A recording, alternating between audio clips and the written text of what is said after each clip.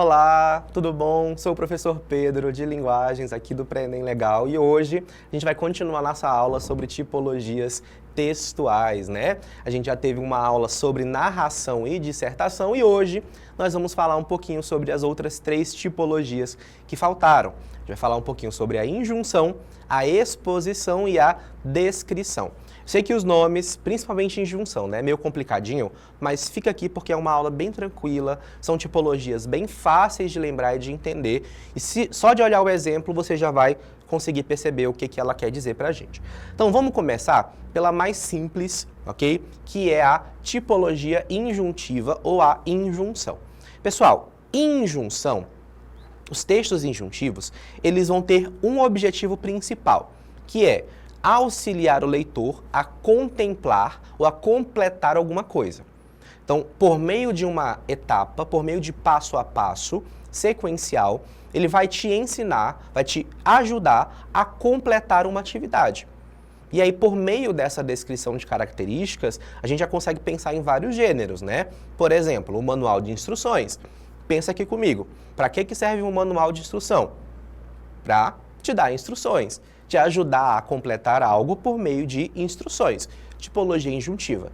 Basicamente, pessoal, é isso, ok? Vamos dar uma olhadinha aqui no slide para poder entender um pouco de forma mais profunda. Vamos lá. Então, o que é a tipologia injuntiva? Quais são os textos injuntivos? São aqueles que auxiliam, ou seja, eles dão assistência, eles ajudam o leitor na realização de uma tarefa. Então, como eu falei para vocês, o objetivo principal é que o meu leitor, aquele que esteja consumindo o texto, ao final consiga completar uma tarefa. Consiste em orientações, como eu falei para vocês, são instruções, são etapas em sequência, as etapas necessárias para completar essa atividade. Então, ele vai dar passo a passo em etapas, em sequência, para que você possa completar uma atividade. Características principais, verbos no imperativo. Bora lembrar lá em relação a estudos verbais. O que é um verbo que está no imperativo, pessoal? Verbo no imperativo é aquele que vai ou dar uma ordem, ou vai fazer um pedido, ou vai fazer uma súplica, né?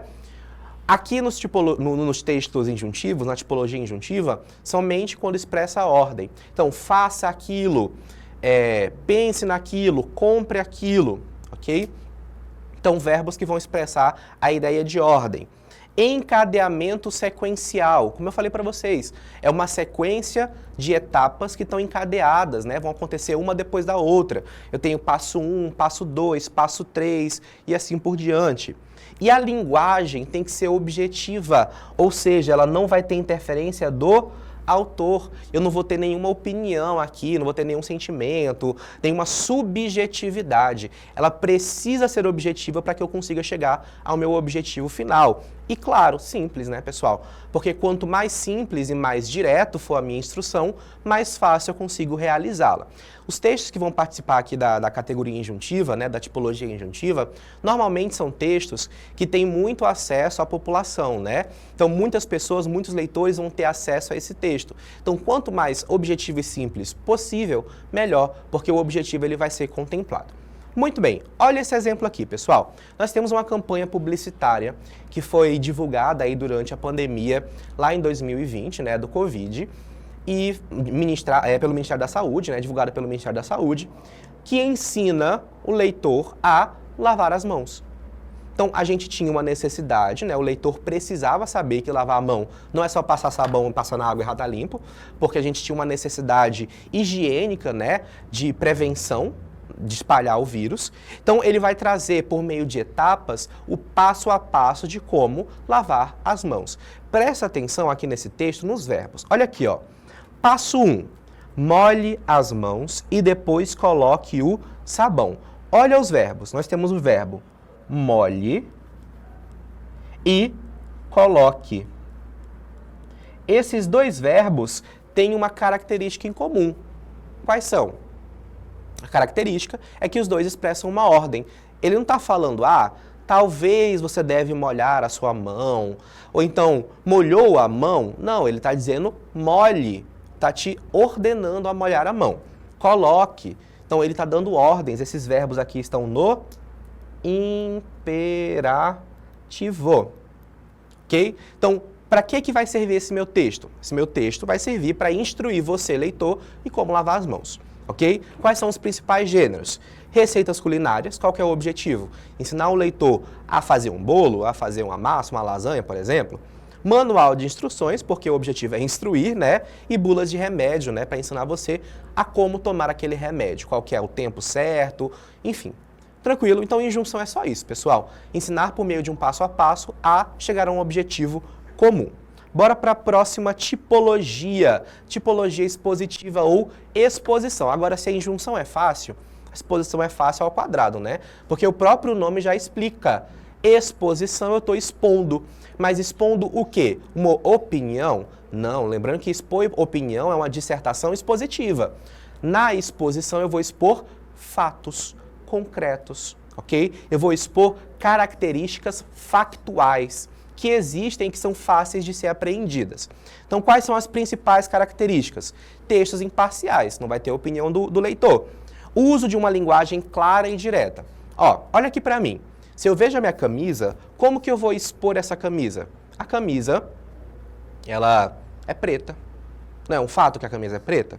Então, eu estou expondo características factuais em relação a alguma coisa, a um objeto, né? Utilização de conceituação. Então, a camisa é preta e serve para vestir. É um conceito factual. A aplicação de comparações e enumerações para facilitar a compreensão. Então, do mesmo jeito que a minha camisa é preta, o microfone também é preto. Eu comparo características factuais entre dois objetos.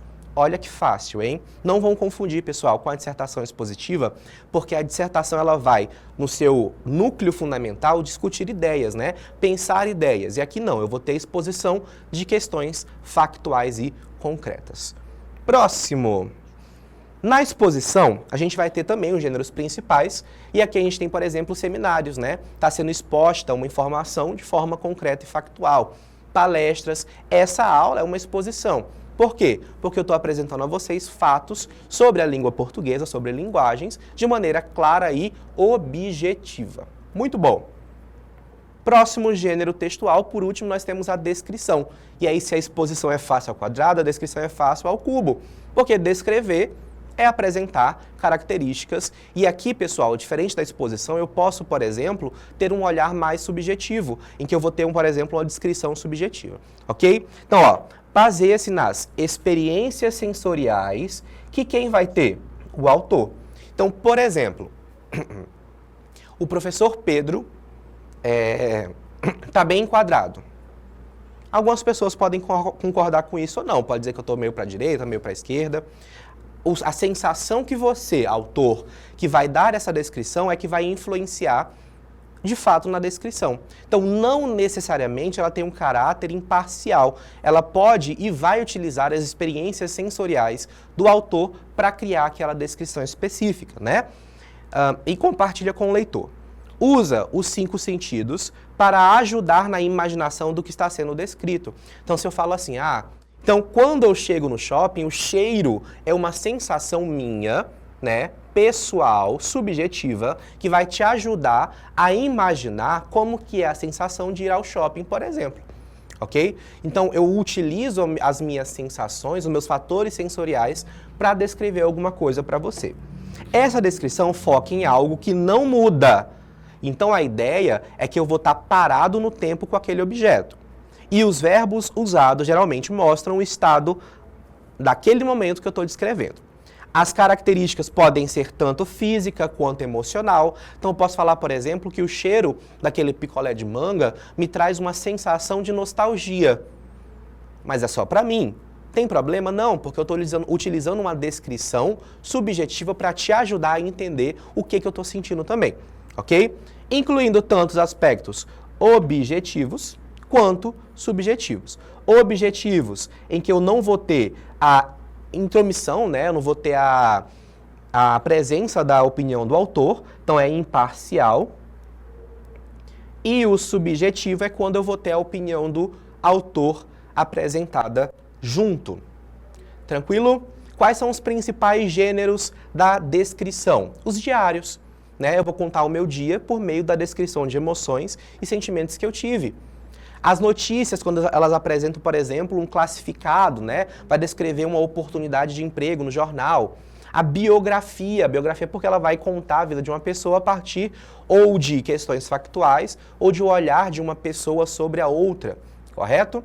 Fácil, muito tranquilo, né? Então fica aqui de olho que a gente vai ter agora uma aula, né, a próxima aula de resolução de questão, para mostrar como que esse conteúdo vai cair na sua prova do Enem deste ano. Tchau, tchau!